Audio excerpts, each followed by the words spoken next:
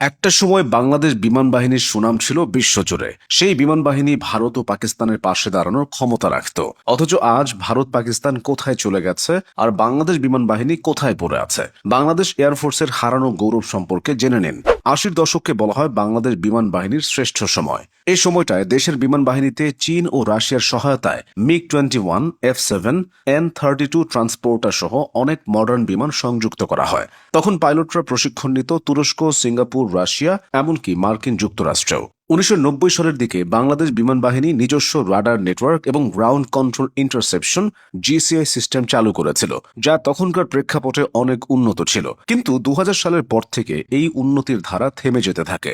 যুগের সঙ্গে তাল মিলিয়ে বাংলাদেশ এয়ারফোর্সের আধুনিকায়নে বাজেট সীমিত হয়। অথচ এই সময়ে ভারত, মিয়ানমার ও পাকিস্তান তাদের বিমান বাহিনীকে মডার্নাইজ করতে থাকে। F-16, Su-30, রাফাল, JF-17 এর মতো চতুর্থ প্রজন্মের জেট তাদের স্কোয়াড্রনে ঢুকে পড়ে।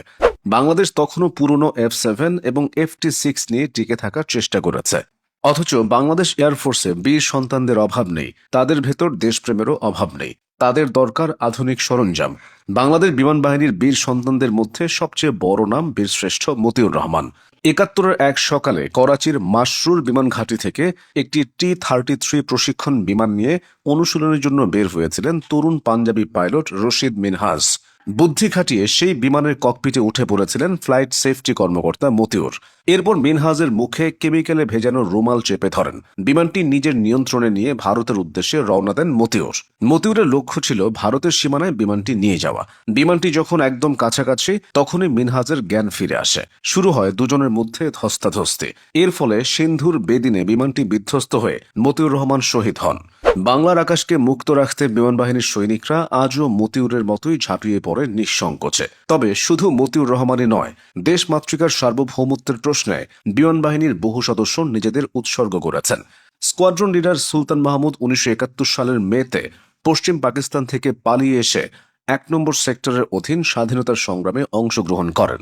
এছাড়াও flight lieutenant Shamsul Alam, group captain AK Khandakar, wing commander Khademul Bashar, flight lieutenant অবসরপ্রাপ্ত আহমেদ রেজা এবং স্কোয়াড্রন লিডার সুলতান মাহমুদ সহ অনেকে পালিয়ে এসে দেশ মাতৃকার মুক্তির জন্য লড়েছেন।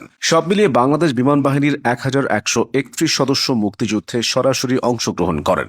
তাদের মধ্যে অসীম সাহসিকতা ও বীরত্বের জন্য একজন বীরশ্রেষ্ঠ, ৬ জন বীর উত্তম, একজন বীর বিক্রম এবং ১৫ জন বীর প্রতীক খেতাবে ভূষিত হন।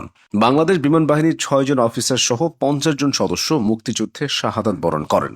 স্বাধীনতার পরবর্তী সময়েও বিমান বাহিনীর ইতিহাসটা গৌরবের। পাইলট আসিম জাওয়াদের কথা কি মনে আছে? ঠিক ১ বছর আগে তিনি প্রাণ হারিয়েছিলেন। চাইলে নিজেকে বাঁচাতে পারতেন, কিন্তু তাতে ক্ষতি হতো স্থানীয়দের। তাই স্থানীয়দের বাঁচাতে নিজের জীবনটাই উৎসর্গ করে দিয়েছিলেন বিমান বাহিনীর সূর্য সন্তান পাইলট আসিম জাওয়াদ। দেশে যে কোনো প্রাকৃতিক দুর্যোগ হলেই সবার আগে ছুটে যায় বিমান বাহিনী। কিন্তু বাংলার আকাশকে নিরাপদ রাখতে তাদের বহরে অত্যাধুনিক বিমান সহ নানান কিছুর অভাব রয়েছে। এমনি এমনি এই অবনতি হয়নি। প্রধান কারণ হলো রাজনৈতিক অগ্রাধিকার কম থাকা।